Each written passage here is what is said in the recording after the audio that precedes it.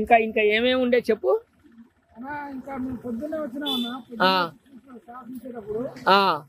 ఒక కోడి ఉంది, తర్వాత డబ్బులు ఉన్నాయి, అందులో డబ్బులు కూడా ఉన్నాయా? డబ్బులు ఉన్నాయి, తర్వాత కొబ్బరికాయలు, కుంకుమ, అగరబత్తి, నిమ్మకాయలు, దీపాలు ఉన్నాయి, కొబ్బరికాయలు ఉన్నాయి, అగ్గిపెట్టెలు, అదంతా కూర్చొని చేసినట్టు ఉంది.